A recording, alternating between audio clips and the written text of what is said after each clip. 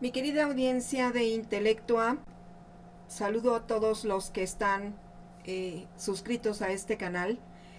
Fíjense que hay una entrevista que le acaban de hacer a Linera, al vicepresidente de Bolivia, y me gustaría que ustedes la vieran. He estado escuchándolo y se me apachurra el corazón por, por lo que va a él a relatar. Yo les pido que ustedes estén atentos. Es, al parecer, la primera entrevista que da el vicepresidente de Bolivia acá en México. Entonces, pues escuchemos todos, por favor.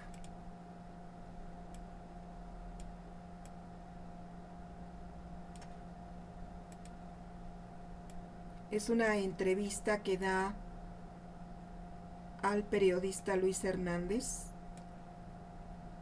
y pues vamos a ver qué es lo que tiene para contarnos que ha sucedido en Bolivia a lo largo de muchos años y hasta que llegó Evo Morales y este gabinete al que le están dando golpe de estado sin mayor razón. Es decir, para los opositores hay una razón, pero es desde mi punto de vista una verdadera sin razón.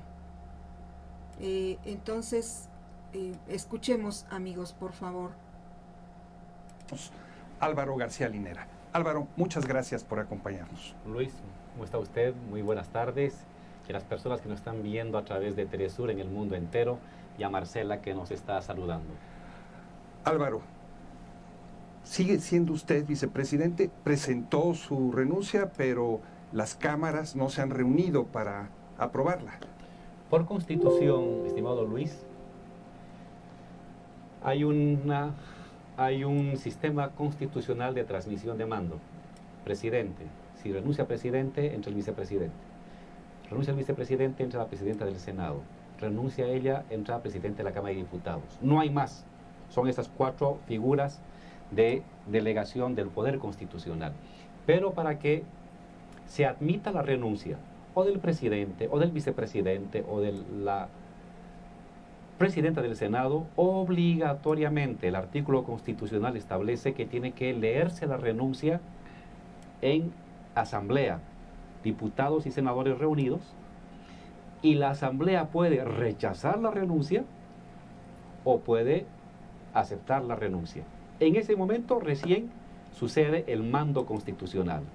Hoy usted tiene en Bolivia un golpe y un gobierno golpista, trucho diríamos en Bolivia, tiene una presidenta trucha que se ha saltado la Constitución, la ha partido, ha bailado encima de la Constitución y se ha posicionado como presidenta no por la Constitución, no por la legalidad, sino básicamente por el respaldo de un mando policial y un mando militar golpista que el día de hoy está matando bolivianos.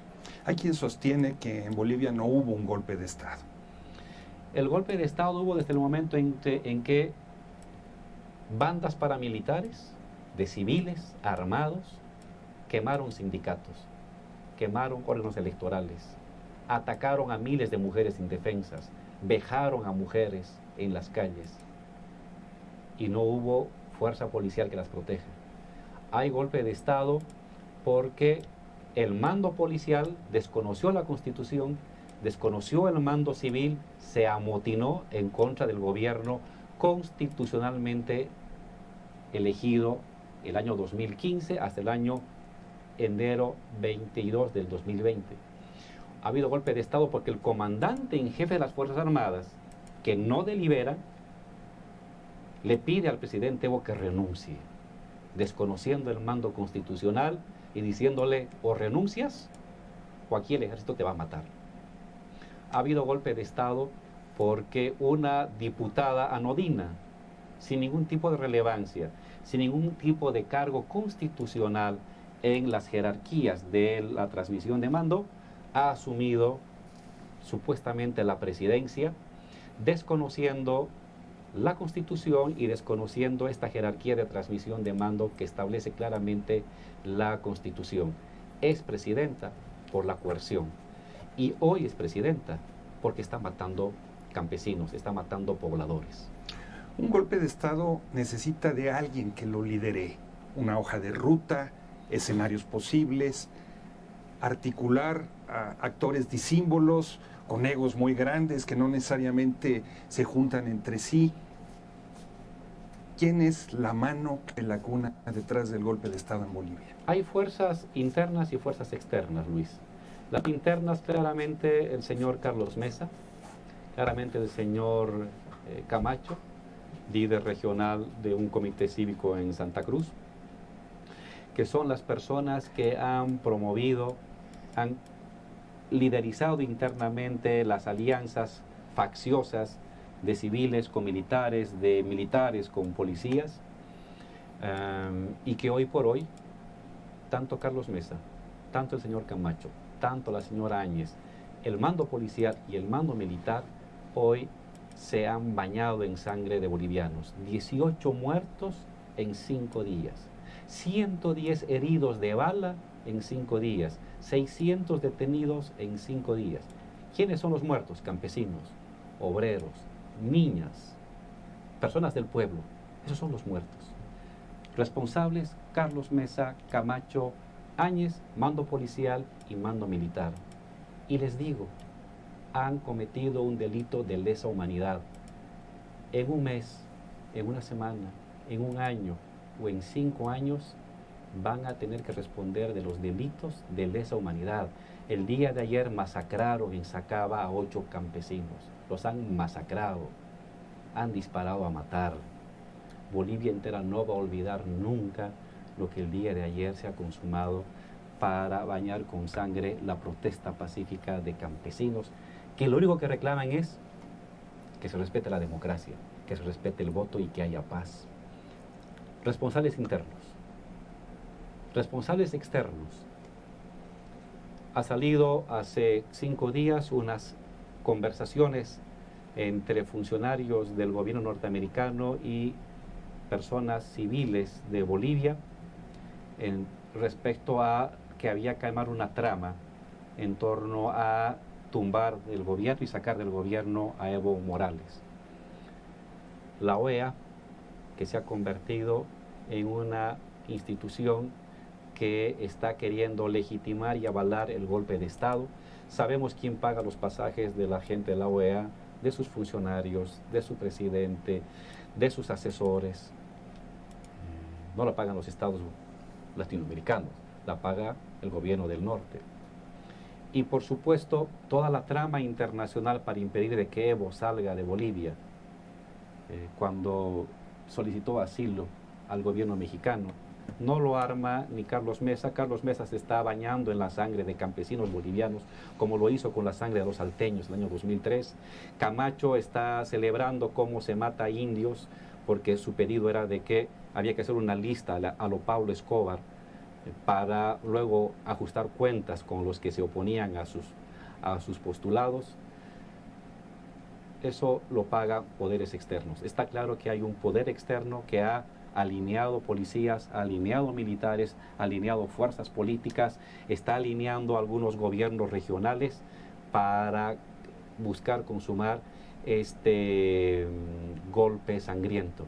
Hoy estamos ante una dictadura sangrienta de una presidenta trucha que quería matar indios y va a seguir matando indios para intentar imponer su capricho de el golpe de Estado. El golpe tiene entonces el hedor de las cañerías de Washington. Por supuesto, no hay dónde perderse. Nada de esto se podría mover al nivel internacional.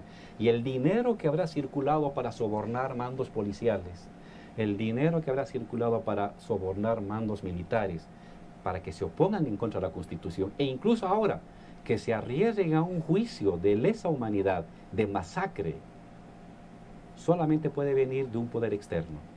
Ninguna fuerza interna les puede garantizar a los militares que hoy están matando a campesinos, a los policías que están matando a campesinos, que se van a salvar de un juicio. Solamente les deben estar protegiendo por supuesto, el país del norte, que les debe estar certificando de que si pasara algo de aquí a un tiempo, se van a ir a vivir allá a Disneylandia.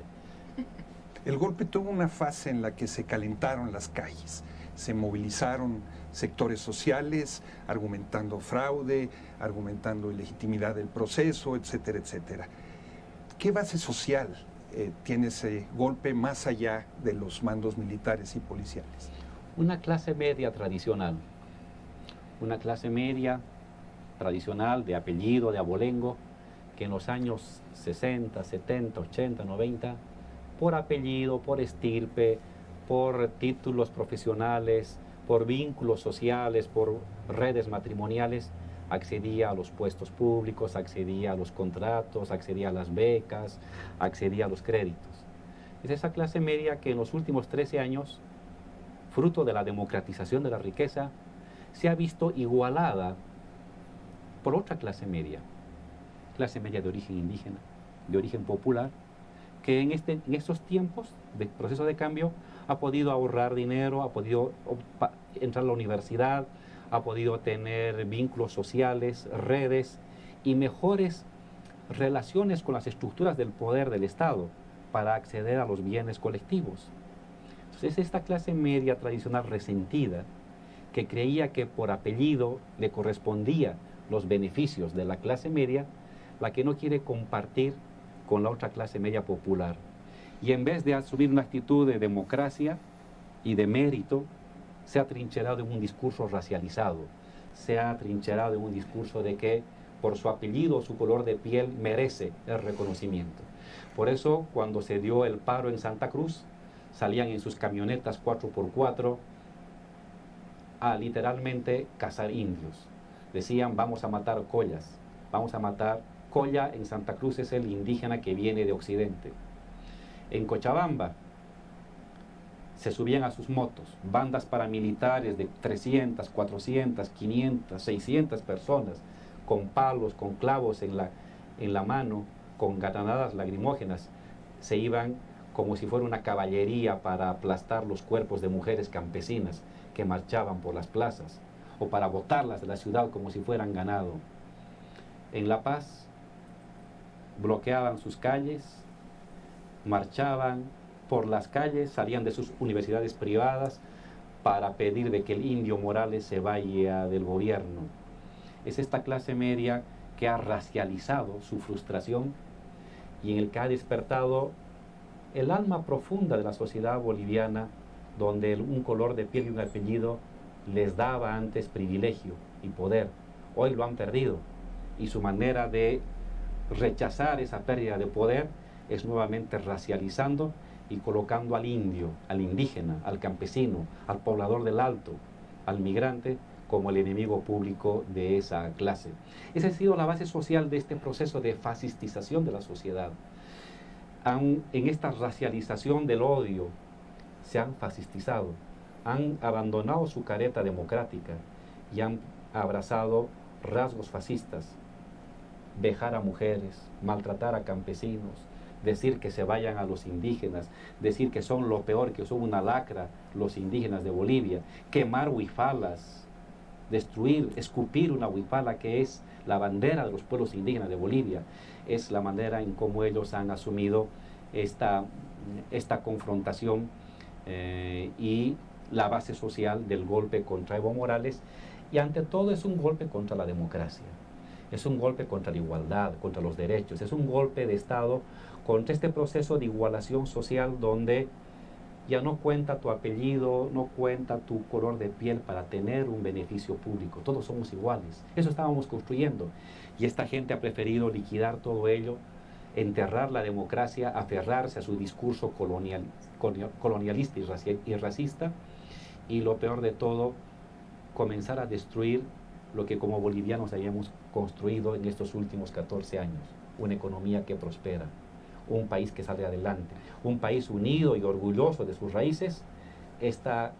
Segmentos de esta clase media tradicional racializada está prendiéndole fuego con tal de no perder sus privilegios.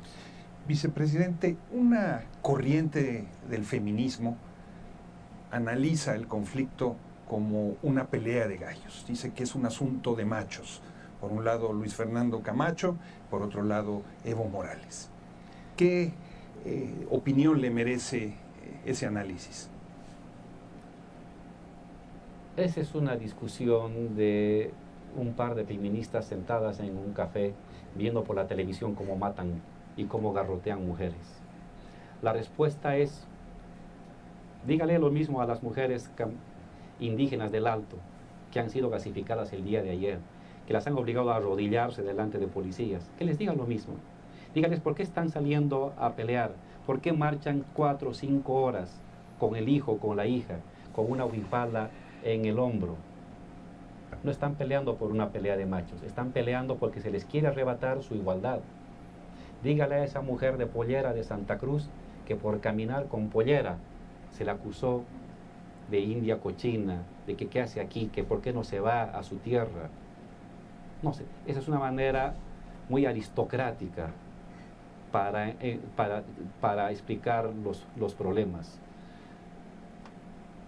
En la defensa de la democracia, en la defensa de Evo, está la defensa de mujeres de pollera, de indígenas del campo, de pobladores de las ciudades, de obreros que en la última década se empoderaron, tenían reconocimiento, tenían derechos de ciudadano y de igualdad. Eso es lo que se está defendiendo y eso es lo que están atacando los golpistas. No es una pelea de dos varones, es una pelea de una minoría aristocrática que quiere derrumbar los derechos del pueblo organizado, de las mujeres, de los campesinos, de los obreros, de los jóvenes, y un pueblo que se resiste a perder ese poder, que reclama su reconocimiento, que reclama la igualdad. Y lo están haciendo más mujeres que varones. Quienes lloran por la ausencia del presidente son mujeres humildes. Son mujeres humildes que en estos años pudieron lograr entrar a una alcaldía, podían caminar por la plaza, podían sentirse orgullosas y que nadie iba a escupirlas por tener una pollera. Podían sentirse contentas de que podían ahorrar y tener el acceso a una pequeña vivienda de 2 cuartos por un ahorro familiar o por un crédito del banco. Son esas mujeres que han podido en estos 10 años acceder al comercio, al transporte, a la profesión, a la universidad, a la salud, a la política. Son esas mujeres que hoy están saliendo valientemente, sin máscaras de gas. Están saliendo con la pollera, con el sombrero y con la dignidad en el alma para defender su derecho a ser iguales, a ser reconocidos como bolivianos en igualdad de condiciones que el resto. Vicepresidente, sectores que se reivindican como autonomistas, críticos del modelo extractivista, analizan lo que sucedió como un movimiento popular sobre el que se encaramó la derecha. ¿Le parece justo este análisis? Mire, ya el análisis de estos autonomistas es obsceno, es obsceno. Llegaron a tal cosa que aplaudían y reconocían como su líder de este nuevo movimiento popular al señor Camacho, a ese hombre que decía que no deberían salir las mujeres de pollera a la calle, que decía que iba a andar con una lista para anotar como Pablo Escobar en la lista negra de quienes iban a ser. Perdón, vicepresidente, ¿podemos hacer una pausa? Claro. No se vayan, continuamos.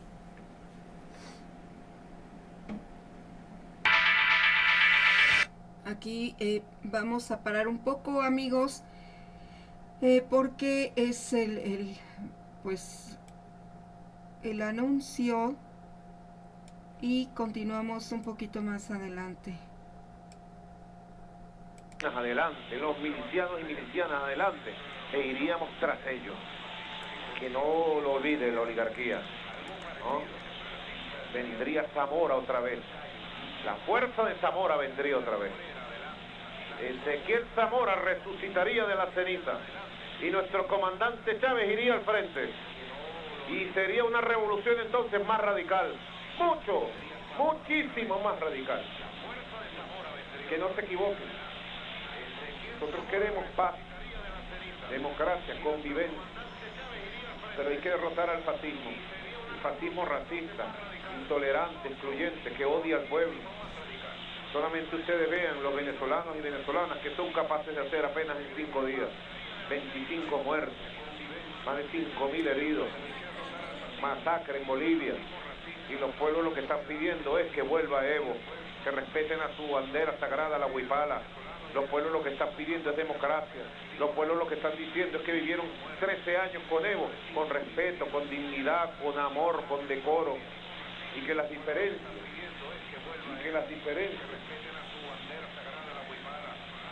que pueda haber en un país tienen que procesarse de manera democrática, con tolerancia, Fíjense ustedes, Diosdado sabe, ahí hay varios compañeros en la tarima, ¿no? Esta semana está el compañero Francisco Torrealba, jefe de la bancada parlamentaria del bloque del cambio, del bloque bolivariano en la Asamblea Nacional en Desacato. También está Pedro Carreño, Tania Díaz, de los que puedo visualizar en la tarima, compañeros que son diputados y diputadas. Esta semana se instaló y está trabajando la comisión preliminar para nombrar el Consejo Nacional Electoral y para preparar las elecciones parlamentarias del próximo año. Eso marcha muy bien. Tengo que decirle a Venezuela y felicitar a los diputados de la oposición guaidocista, los representantes de Guaidó en esta comisión preliminar. Felicitarlos. Están en comunicación diaria permanente, en reuniones permanentes. Tenemos varias instancias de diálogo, tenemos varias instancias de conversaciones, directas, indirectas, presenciales, no presenciales. La más importante es la comisión que se instaló y está negociando las elecciones venideras del próximo año y las condiciones y garantías. Y yo le pido al pueblo, desde ya hoy es 16 de noviembre, quedan 6 semanas de este año 2019. Bien, vamos a continuar porque me interesa la entrevista con el señor Linera. Aquí la tenemos, amigos. No de élite, pero barrios acomodados. No eran las villas, no eran los barrios obreros, no eran los barrios de migrantes. Primer gran error de los autonomistas, no entender el contenido de clase. Segundo gran error, el discurso de clase.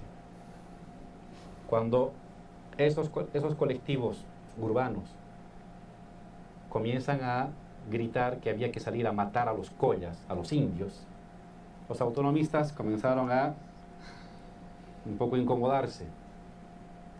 Cuando en Cochabamba esos grupos de clase media tradicional armaron bandas para ir a agredir a mujeres que marchaban con sus hijos en las espaldas, los autonomistas se enmudecieron.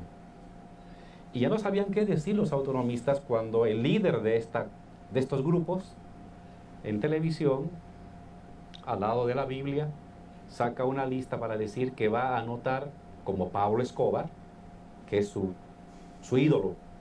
Debe ver seguramente la serie de Netflix sobre Pablo Escobar, para decir que iba a ir anotando la lista negra de quienes estaban contra él. Ahí ya el autonomismo comenzó a dudar que algo estaba mal, de que ese entusiasmo con que recibió este despertar de sectores juveniles traía algo raro.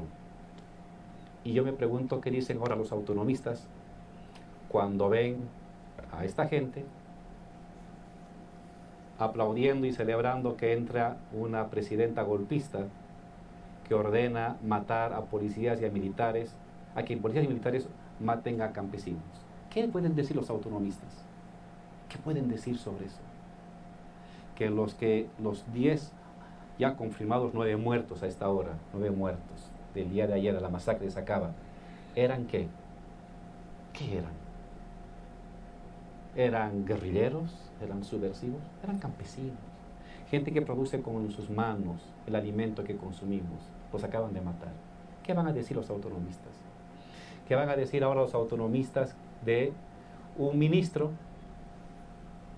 levantado en hombros por esta gente que se movilizó de clase media tradicional, que les ha dicho públicamente que va a ir a cazar a los opositores.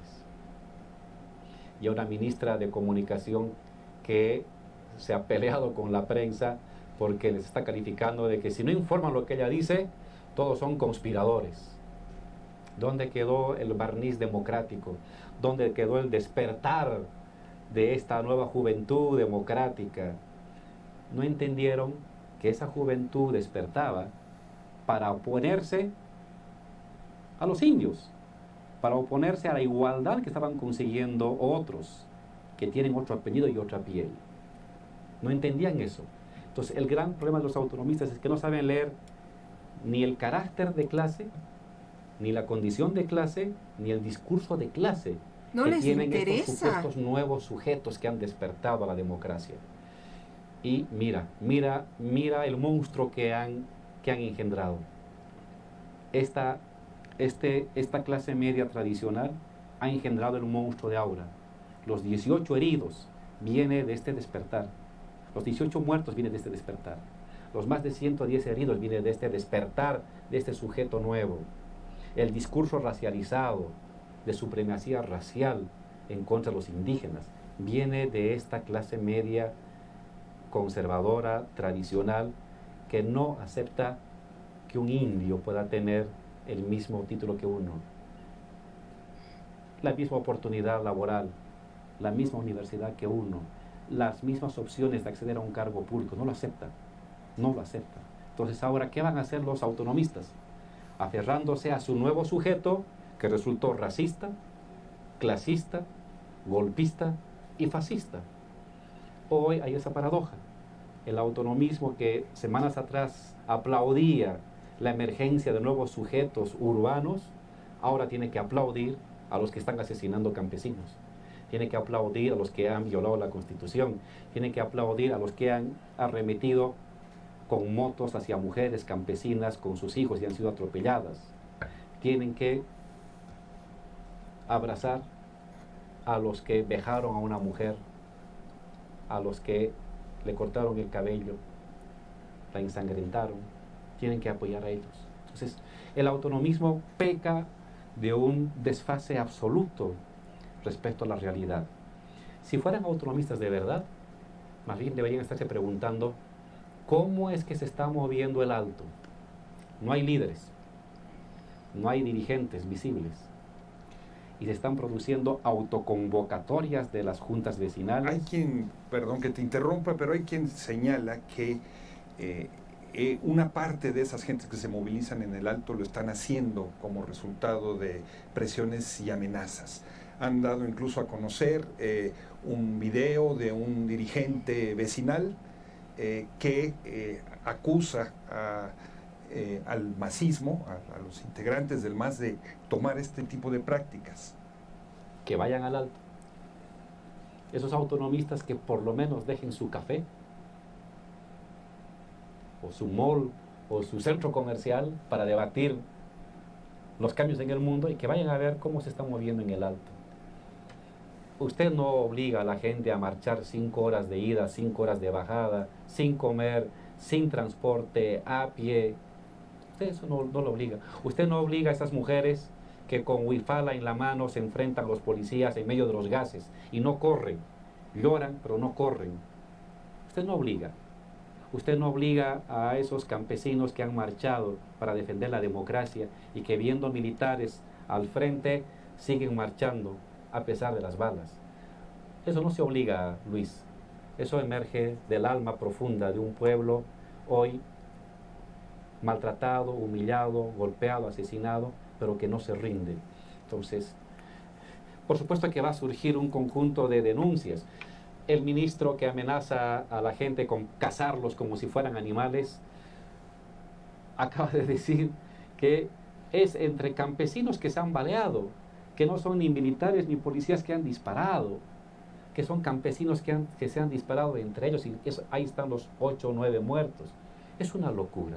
Espero que los autonomistas tengan por lo menos un centímetro de lucidez para no caer en ese tipo de trampas discursivas y entender la realidad. Hay un pueblo autoorganizado que defiende la democracia, que es más solo que Evo. La democracia es Evo, pero es en él igualdad. Es que no te discriminen por tener una pollera. Es que no te discriminen por tener el color de piel distinto. Es que no te discriminen por tener una ascendencia aymara o quechua o guaraní. Es que te permitan entrar a la universidad sin maltratarte, entrar a un hospital sin discriminarte, caminar por la calle sin que te escupan. Eso está defendiendo esa gente. Cuando defienden la huipala, cuando se han puesto a llorar, cuando han visto quemar la huipala, no era solamente un símbolo de la Constitución, eran ellos, porque en la huipala, así como en Evo, está la igualdad que la han conquistado estos últimos 14 años. Igualdad para el trabajo, igualdad para la educación, igualdad para la salud, igualdad para el ahorro, igualdad y el respeto como ciudadanos de Bolivia, sin que sean marginados a los rincones de la patria como lo fueron hasta antes de que llegaran a Evo. Eso tienen que entender los autonomistas. Y más bien sobre eso, ver cómo se potencia y no ahora cómo explican que hayan aplaudido a Camacho.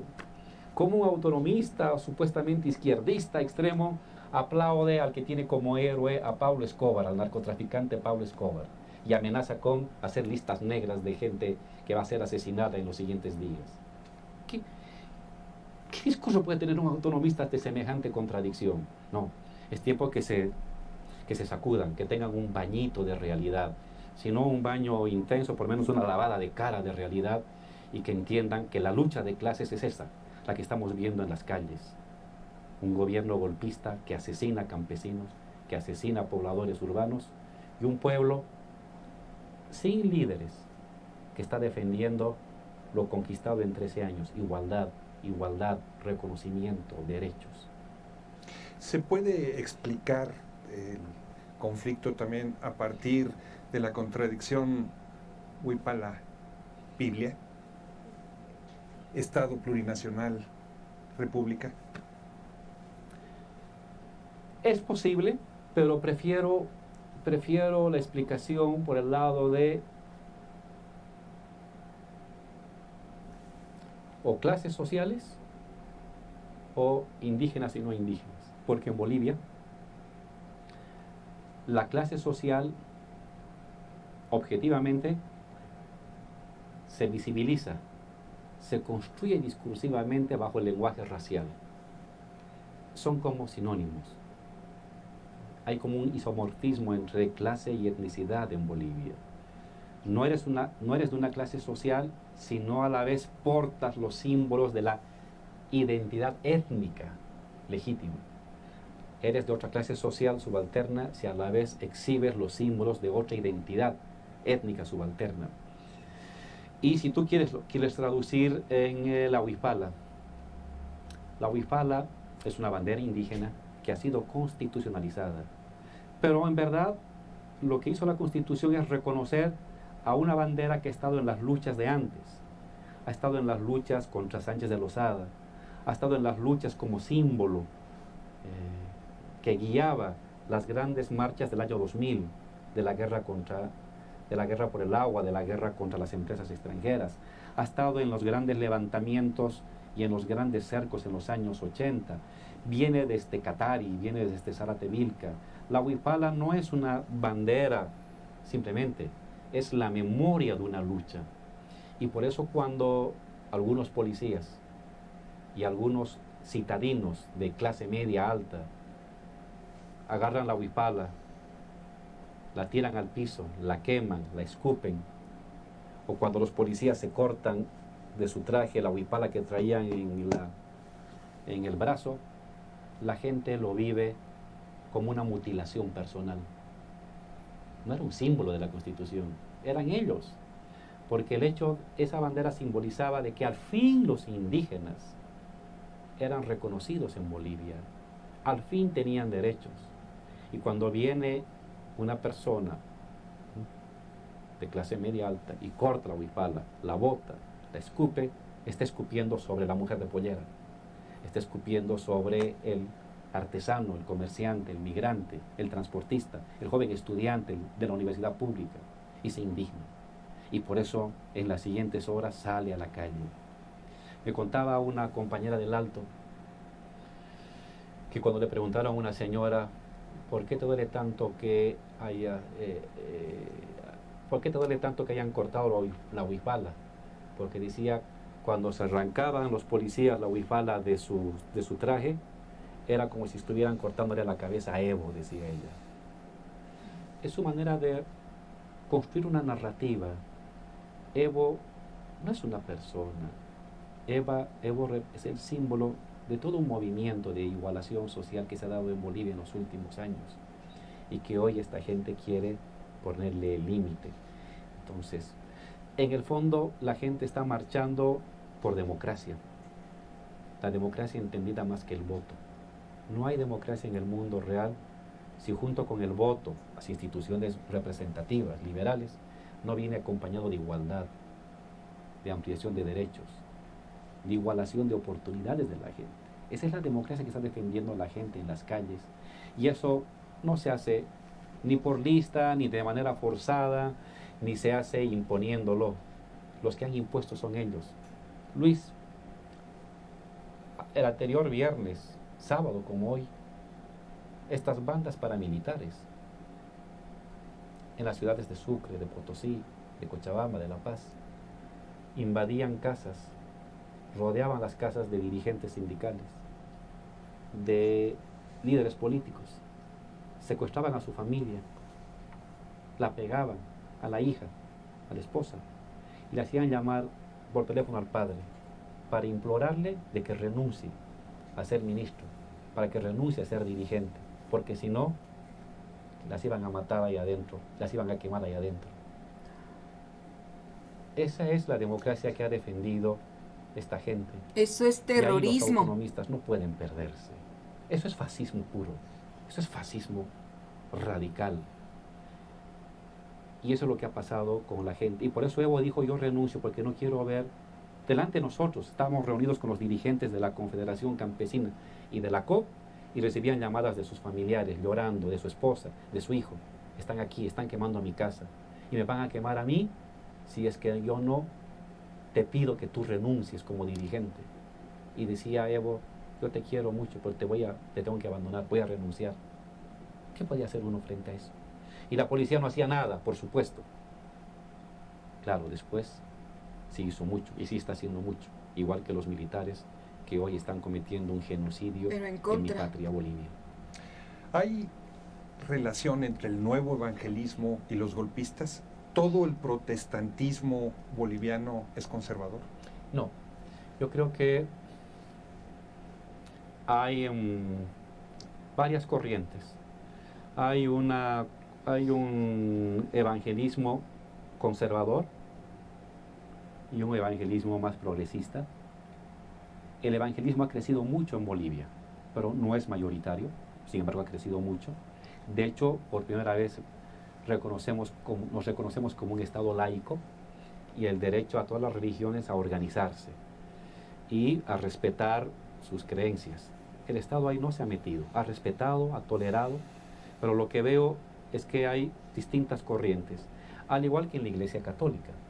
En la Iglesia Católica hay igualmente corrientes muy conservadoras, muy vinculadas a la élite, a la aristocracia católica que hay en Bolivia. Ahí tienen a los panistas. A excepción del cardenal. Al cardenal lo tienen marginado por ser indígena. Oh. No lo dejan ni siquiera hablar ni asistir a actos públicos. Y hay una iglesia católica muy popular, muy progresista, que está en los barrios, que está en las comunidades, y por supuesto muy progresista porque reivindica la palabra de Dios como la palabra en favor de los humildes, de la justicia y de la igualdad. Entonces, yo creo que en ambas corrientes religiosas, evangelistas como católicos, hay ambas tendencias, progresistas y conservadoras, y no me atrevería a decir que predomina una sobre otra. Y si bien ahora la religión está siendo utilizada por los golpistas como una bandera movilizadora, lo hace de una manera muy forzada, porque están intentando manipular este sentimiento sagrado, religioso, tan humano que tenemos todos. Aún los que dicen ser ateos tienen que creer en algo, porque el ser humano es un ser de creencias. Sin la creencia no funciona el lenguaje, y sin la creencia no hay capacidad performativa del lenguaje. Es decir, por nuestra constitución humana, el lenguaje nos hace un ser de creencias obligatoriamente. Aunque uno diga, no, yo no creo en nada, sí somos de creencias. Porque el lenguaje es una estructura de formación de creencias. Están intentando ser manipuladas para generar un sentimiento adverso contra Evo, pero si uno revisa con atención la Biblia y ve el mensaje de Cristo, Él te decía que había que trabajar por los pobres. Y cuando nosotros decimos, en 10 años hemos sacado al 30% de los bolivianos de la extrema pobreza y lo hemos colocado en la clase media. ¿Para quién hemos trabajado? ¿Para los ricos? No. Hemos trabajado para los pobres. Entonces, sin decirlo, sin necesidad de llevar la Biblia en la mano y la lista negra de narcotraficante, como Pablo Escobar en la otra, como lo ha hecho el señor Camacho, nosotros sí trabajamos por los pobres. En ese sentido, sin necesidad de proclamar los 4 vientos, hemos seguido con humildad y sencillez el legado de Cristo. Fíjate primero en los humildes, fíjate en los más necesitados, fíjate en los más desamparados, mujeres solteras, niños abandonados, personas de la tercera edad, indígenas, obreros, campesinos, la gente humilde de nuestra patria, que es la que está marchando ahora, la que llora porque no está Evo, la que porta su bandera tricolor y su huipala, la que lleva pollera, la que lleva poncho, el que lleva una chamarra vieja. Esos son los que están peleando ahorita y hemos trabajado por esa gente humilde para que se les reconozca su derecho. Y creo que eso fue lo que en cierta medida pide la Biblia y pide Cristo. ¿No vieron venir el golpe, vicepresidente? Yo reflexionaba esta mañana en una radio argentina, una reflexión un poco filosófica que él ha hecho estos días, y llegó a la conclusión siguiente. Hay formas de conocer a través de los argumentos. Es una forma de conocer. El razonamiento lógico, la información lógica y el procesamiento lógico. Hay una forma de conocer a través del lenguaje. El lenguaje ordena ideas, transmite y recepciona y procesa las ideas de los otros. Pero estos últimos mes y medio, había otra forma de conocer que tenemos los seres humanos, que es el conocimiento por el cuerpo, que no es la razón y no es el lenguaje, pero son un conjunto de informaciones que el cuerpo está captando. Señales, gestos, actitudes, silencios, ruidos, y que lo procesamos como inquietud, como temor, como sospecha, como estupor. Lo procesamos como emociones. Yo confieso, desde hace como un mes y medio, comencé a sentir un humor social que no es intuición, es formas en que el cuerpo está recibiendo información que no logran ser procesadas por el cerebro rápidamente ni por el lenguaje, pero que está recibiendo. Y que luego, semanas más tarde, te das cuenta de que algo se estaba gestando atrás. La policía te daba una información parca de personas que supuestamente no tenían capacidad de procesar a los que estaban persiguiendo a dirigentes o los que habían quemado sedes sindicales o el órgano electoral. Luego te enteras que había algunos comandantes de policía que se habían reunido con la gente de Camacho. ¿Y los servicios de inteligencia dónde estaban? Justamente. Te decían una cosa, estaba pasando otra.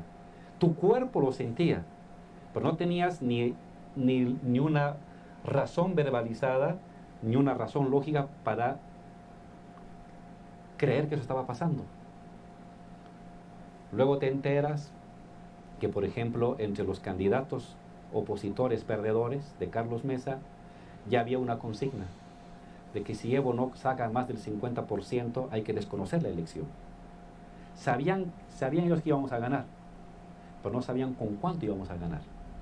No les importaba la segunda vuelta, les importaba si lográbamos el umbral del 50% del voto. En nuestra Constitución puedes ganar con el 40, 41, 42, siempre y cuando tengas una distancia de 10 puntos sobre el segundo. Y lo tuvimos, ganamos con el 47.5%, por más de 10 puntos del segundo, pero no logramos el umbral del 50%. Ya te enteras después que entre ellos haya habido una consigna. Si Evo no logra el 50%, hay que desconocer la elección y hay que acusar de fraude. Y hay que inventarse que ha habido fraude. Y así lo hicieron. Hoy recuerdo lo que hizo Almagro hace, no sé, cuando estuvo en Bolivia hace 5 o 6 meses. Nos dijo, Evo y a mí, intenten ganar con la mayor distancia posible. Si no van a tener problemas. Ese rato no le dimos importancia a esta casi sentencia que nos dio Almagro cuando fue al Chapare. Él estuvo en el Chapare. Hagan el esfuerzo por ganar con la mayor distancia y acérquense al 50%. 5 meses después, entiendes que ya había un mensaje encriptado, que el cuerpo lo captó, pero no la razón ni el verbo. Almagro ya lo sabía. Y claro, tú vas sumando. Almagro ya sabía del comandante golpe. de las Fuerzas Armadas y te dice, todo está bien, no tenemos fuerzas antimotines para suplir a la policía. No le habíamos pedido nada a nosotros. Nosotros no habíamos pensado nunca sacar militares, pero ellos vienen, piden una reunión con Evo y le dicen, no tenemos fuerza antimotín, no tenemos implementos, estamos en una pobreza franciscana. ¿Y a qué viene eso? Si nadie había pensado ustedes sacarlos. Y si quieren que salgamos a las calles, nos tienen que dar un decreto. Pero si nadie ha pensado sacarlos a las calles. Claro, 3 días después, ese mismo comandante le pide la renuncia a Evo. Y 4 días después, ese mismo comandante saca a los militares con miles de balas, no con 8 balas como decía que tenía. Eso nos dijo. Las Fuerzas Armadas solamente tienen 8 balas por elemento. Y ahora resulta que tiene miles de balas, que las está usando de una manera criminal contra el pueblo. Tiene fuerzas antimotines, tiene helicópteros, tiene carros de asalto para ir a aplastar la movilización popular sin ningún tipo de empacho. Y claro, no ha pedido decreto. Para defender al indio, decreto, no tiene balas y no puede responder. Pero para matar indios, sin decreto, hay miles de balas, hay cientos de tanquetas para ir a aplastar la resistencia del pueblo. Esas son las realidades que se han presentado. Uno comenzó a captar algo, pero no era ya un tema de razón, ni era un tema de verbo, era un tema de otro tipo de aprendizaje del cuerpo, que uno lo estaba procesando y que hacía que el día sea angustioso. Yo viví eso durante este mes y medio.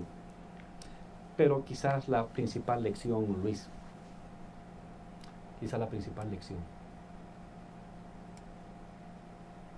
Todo proceso progresista siempre va a ser por la vía democrática.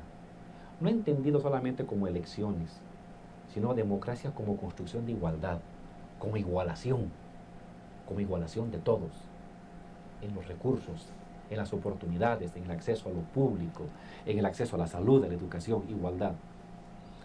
Pero la igualdad no puede confiarse únicamente a las fuerzas coercitivas del Estado, que como en Bolivia se dieron la vuelta. Si la policía no se daba la vuelta, derrotábamos el golpe de Estado en su fase civil, porque vinieron mineros, vinieron obreros, vinieron campesinos a defender.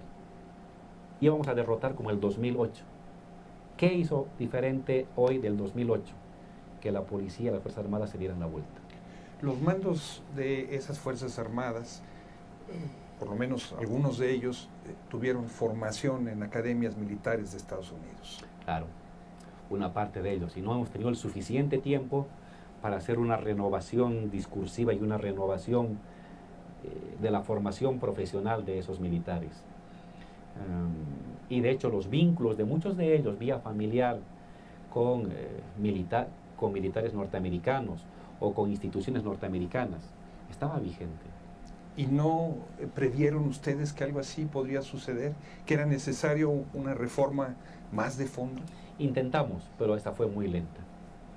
Pero quizás lo que faltó mayor decisión es haber creado una fuerza de defensa, una fuerza civil de defensa que proteja las conquistas de la igualdad y los avances de la democracia. Quizás esta fue uno de los elementos que ha permitido que por ahora el golpe de Estado no ha triunfado, pero el golpe de Estado siga en pie. Nadie sabe lo que va a pasar con Bolivia. El día de ayer ha habido una masacre. ¿Qué irá a pasar? No se sabe. Por un lado está una presidenta trucha, ilegal, ilegítima, que ha roto todos los artículos de la Constitución, respaldada por policías, Fuerzas Armadas.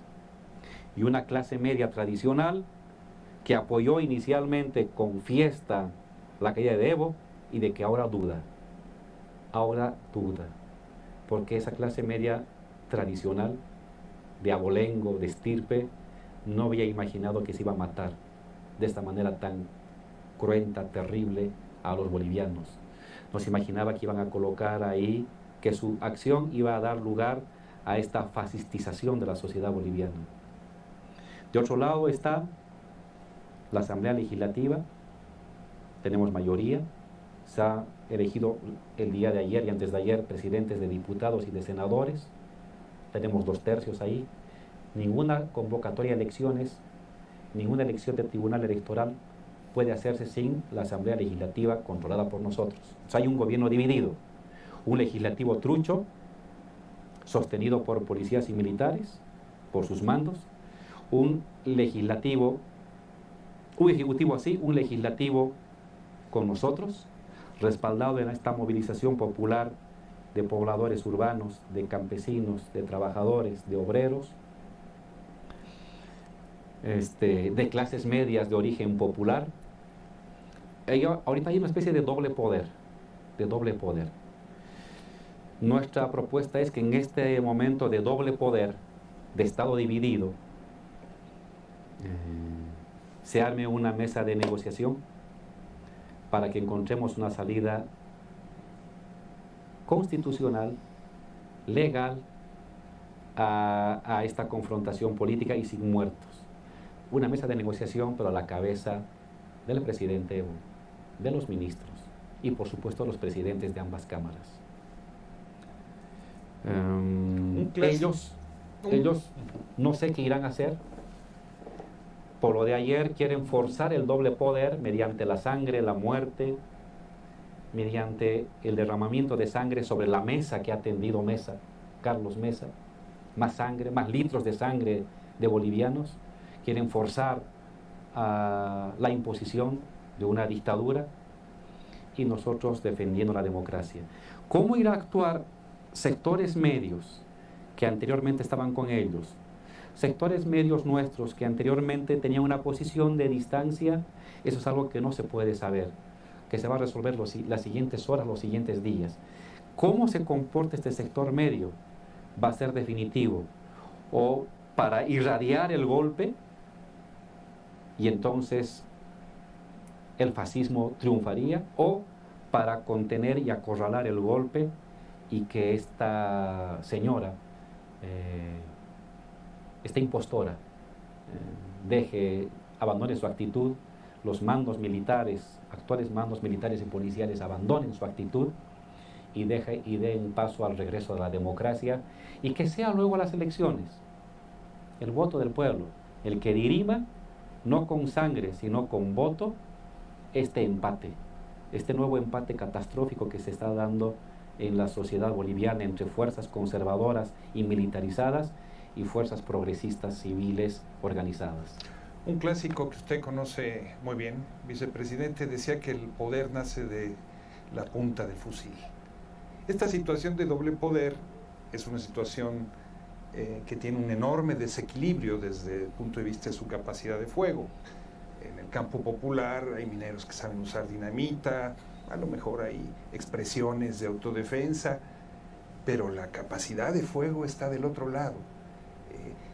¿Puede resolverse ese empate catastrófico del que usted habla sin que haya también una solución distinta de la cuestión militar?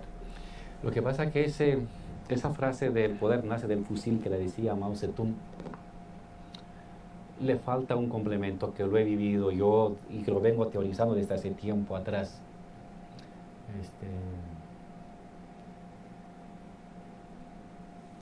Que el uso del fusil requiere ciertos niveles de legitimidad, aún en su forma más violenta. Hay una dimensión siempre de legitimidad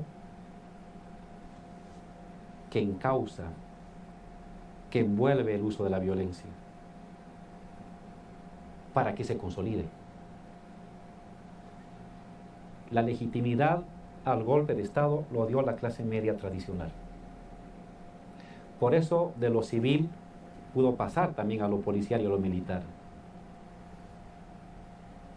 No es que policías y militares han actuado convocadas por una señora que nadie conoce, la señora Áñez, que nadie votó por ella, una senadora anodina que no tiene ningún tipo de importancia, ni de influencia, ni de arrastre. No. Hubo una clase media que arropó a los golpistas, que le dio legitimidad.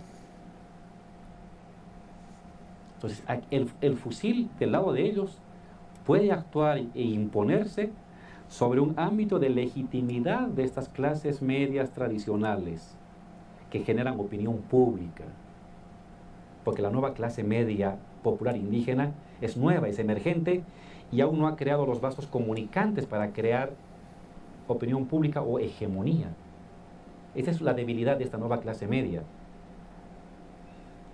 popular indígena. Entonces, si este uso del fusil y de las armas y de la violencia y la masacre sigue siendo legitimada por la clase media tradicional, la situación va a ser muy complicada para Bolivia.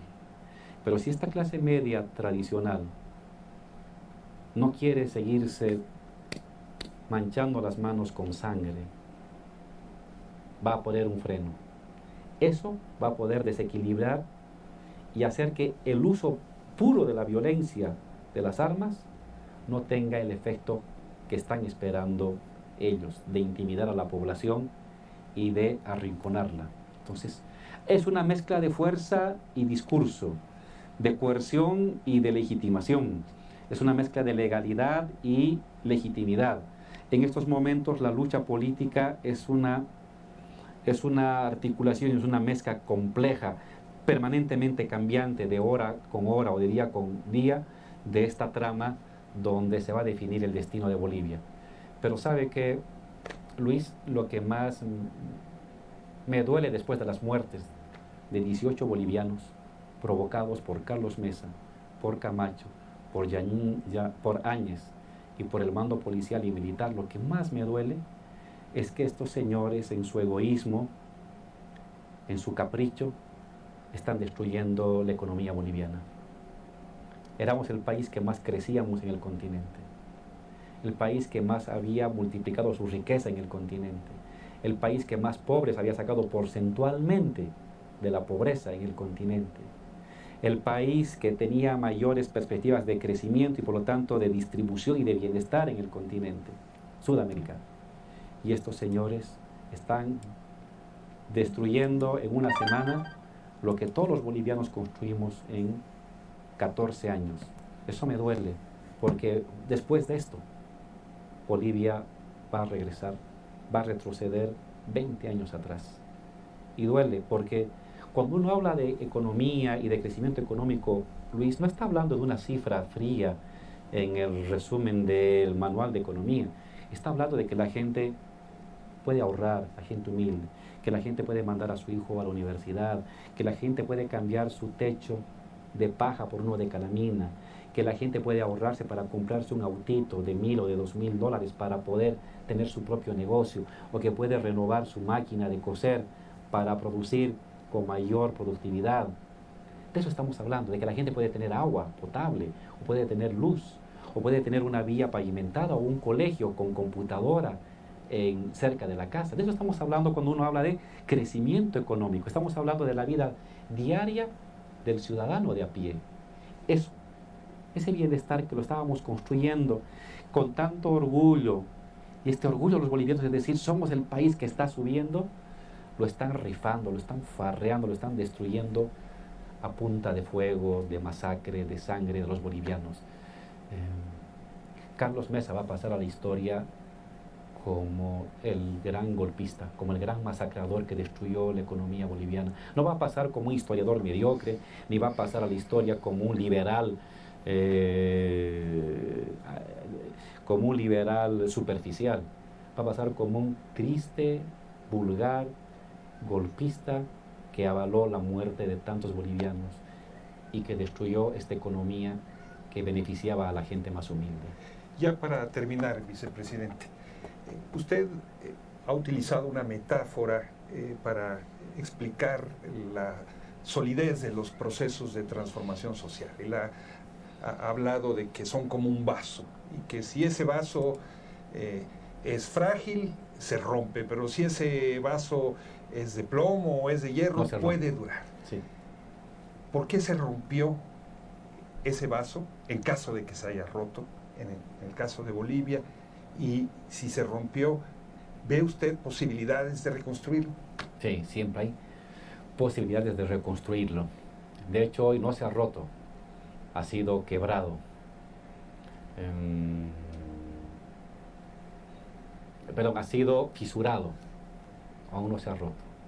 Y esas fisuras que se están comenzando a visibilizar pueden ser rápidamente superadas, cohesionadas mediante un reforzamiento del vaso. Eso va a depender de la gente. Pero evidentemente, siempre entiendo los procesos por causas internas. El mensaje es este: ¿por qué se rompe un vaso? ¿Por la piedra o porque el vaso era rompible, la piedra lo rompe? Si el vaso no fuera rompible, la piedra no le haría nada. Siempre explico yo los fenómenos por causas internas y, claro, un gatillador externo. Pero al final, el efecto del gatillador externo ha de tener efecto real dependiendo de la composición interna del vaso. Entonces, hay que hacer toda una reflexión de nuestros procesos progresistas. ¿Qué cosas hemos hecho o no hemos hecho para permitir que el vaso no se rompa aún, pero que sí comience a mostrar una pequeña fisura? Y qué hay que hacer para que esa fisura no se expanda, se detenga y sea reforzada con un nuevo blindaje que impida que otra piedra lo vuelva a romper. Confío en que el pueblo boliviano en las siguientes horas, en los siguientes días, ha de encontrar el camino justo para recuperar la democracia entendida como igualdad. Igualdad de la gente humilde, igualdad de la gente pobre. Vicepresidente, muchas gracias por estar en este cruce de palabras. A usted, Luis. Un lujo tenerlo aquí en el estudio. Y volvemos a nuestros estudios en Caracas con Daisy. Muchas gracias por acompañarnos. Bien, amigos, aquí tengo yo un análisis personal. Que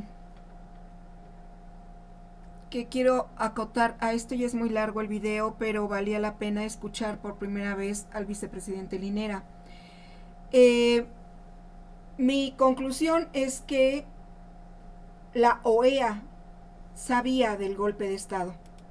Sabía, no lo advirtió, no lo dijo, y para mí eso es no tener madre. Así se los digo, perdónenme la expresión, perdónenme, porque yo sé que a mi audiencia no le gusta que yo utilice palabrotas, pero en este caso, de verdad que la OEA se la bañó, como dice López Obrador, se la bañó. Sabían del golpe de Estado, sabían que se estaba gestando y no dijeron nada. ¿Son cómplices?